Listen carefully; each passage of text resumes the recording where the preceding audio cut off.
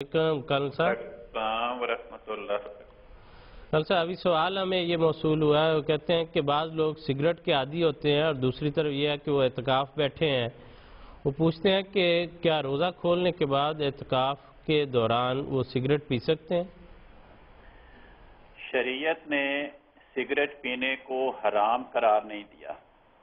البتہ ہم صرف یہ کہہ سکتے ہیں کہ وہ بدبودار چیز ہے، پیتے وقت بھی سگریٹ پینے والے سے بو آ رہی ہوتی ہے اور اس کے بعد بھی اس کے کپڑوں سے اس کے جسم سے بدبو آ رہی ہوتی ہے،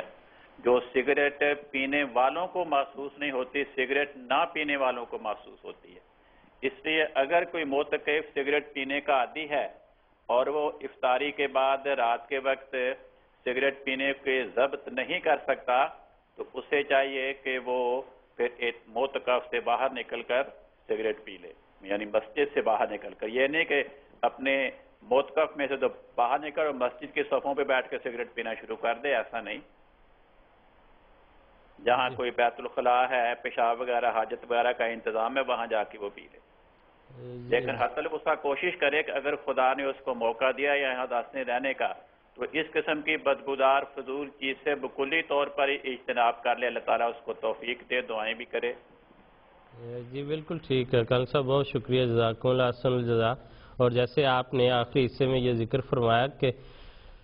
جو چھوڑ کر آپ آئے ہیں، اتنا تکلف کر کے آپ آئے ہیں کہ میں اعتکاف بیٹھوں، تو اس میں یہ کوشش کرنی چاہیے کہ ایسی جو ایسی چیز جس سے جو دوسروں کو تکلیف دینے کا باعث ہو سکتی ہے، آپ کے ساتھ جو اعتکاف میں بیٹھے ہوئے لوگ ہیں، اسی طرح جس کا کوئی فائدہ نہیں بلکہ نقصان ہے ہر لحاظ سے، مالی لحاظ سے بھی اور جسمانی لحاظ سے بھی، آپ کی صحت کو بھی نقصان ہے، تو بلکہ آپ کو شکر گزار ہونا چاہیے اور اس بہانے سے بچ جانا چاہیے کہ اعتکاف کے دن ہے، مجبوری ہے، میں اس کو نہ ہی پیوں تو اچھا ہے، کیونکہ یہ کوئی ایسی چیز نہیں کہ جس سے آپ کو کوئی فائدہ پہنچنے والا ہے آپ کی صحت کے لحاظ سے یا آپ کے دینی لحاظ سے۔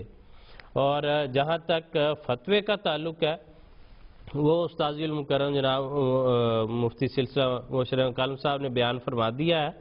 کہ حرام چیزوں میں یہ داخل نہیں ہے۔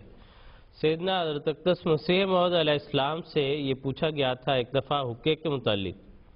کہ کیا حقہ پینا جائز ہے یا یہ حرام ہے، تو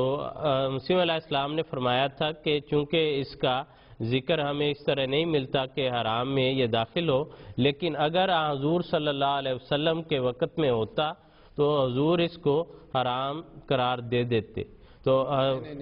کے لفظ نہیں ہے، حضرت مسیح علیہ السلام نے فرمایا کہ اگر یہ وسلم کے زمانے میں تمباکو ہوتا تو حضور اسے پسند نہ فرماتے یا اسے منع فرماتے۔ ہاں جی جی جزاکم اللہ، جیسا آپ نے اس کے الفاظ کی درستی فرما دی ہے کہ حضور اس کو پسند نہ فرماتے، تو اس